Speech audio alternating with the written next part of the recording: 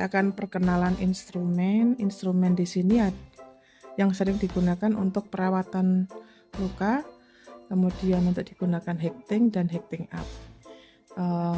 Tolong diperhatikan, ini yang kita gunakan, kita lihat di sini adalah beberapa jenis gunting yang kadang sering keliru ya penggunaan gunting.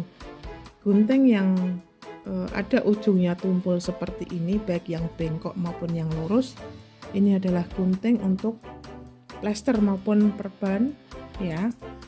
Nah, ini tujuannya ada tumpul di ujungnya. Ini adalah menjaga supaya tidak tertusuk saat kita melakukan pengguntingan pada pasien. Ya, jadi ini bukan sifatnya steril. Kadang dimasukkan dalam bak instrumen steril, ini salah. Jadi dia diletakkannya di luar. Kemudian, nah ini hampir sama, kita ada gunting. Nah, ini gunting yang sama, persis dengan gunting perban yang bengkok, tapi ini sifatnya steril. Dia digunting digunakan untuk gunting episiotomi ya, jadi jangan sampai kebalik dengan gunting perban ini.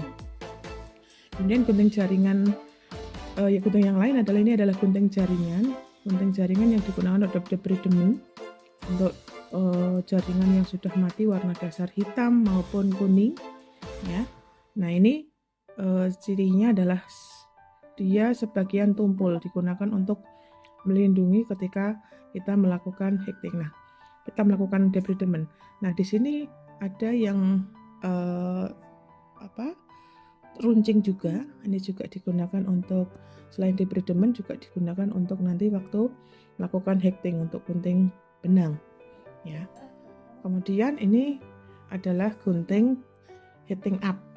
Ya, cirinya apa kalau gunting heating up atau untuk pengangkatan jahitan, bahwa di ujungnya ada lekuan kecil ya, yang digunakan untuk mengait simpul dan kita lakukan pengguntingan. Kemudian setelah kita belajar terkait dengan gunting, selanjutnya untuk hekting kita gunakan ini namanya adalah null footer. Null footer yang digunakan untuk memegang jarum, untuk menjepit jarum hekting. Ada yang dia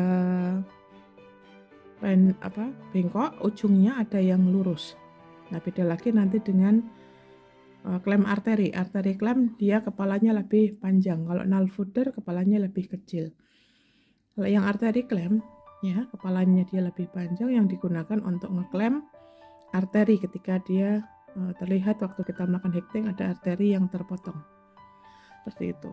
Selanjutnya adalah pinset. Nah, ini di sini ada pinset anatomis dan pinset chirurgis. Cirinya kalau anatomis adalah tanpa ada gigi di ujungnya, sedangkan kalau chirurgis ada giginya ya, yang digunakan untuk mencapit. Biasanya kita gunakan untuk kita lakukan untuk debridement ya, untuk mengangkat jaringan atau mengangkat kulit, atau ketika kita lakukan saat melakukan hekting, mengangkat jaringan maupun kulit.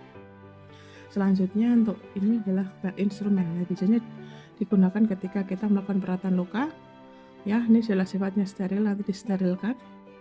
Kemudian ini bengkok untuk nanti tempat sampah infeksius ya, yang nantinya akan kita buang ke tempat sampah infeksius. Selanjutnya ini adalah bak injeksi. Nah, ini harus dibedakan, ukurannya berbeda antara bak injeksi dengan bak instrumen ya. Kalau bak injeksi dia bersih, tidak perlu disterilkan, jadi untuk tempat supet dan sebagainya. Selanjutnya ini adalah kom yang kita gunakan untuk menempatkan kasa steril ya, yang bisa dilengkapi dengan tutupnya. Oke, demikian pengenalan instrumen untuk perawatan luka, hekting maupun hekting up. Terima kasih.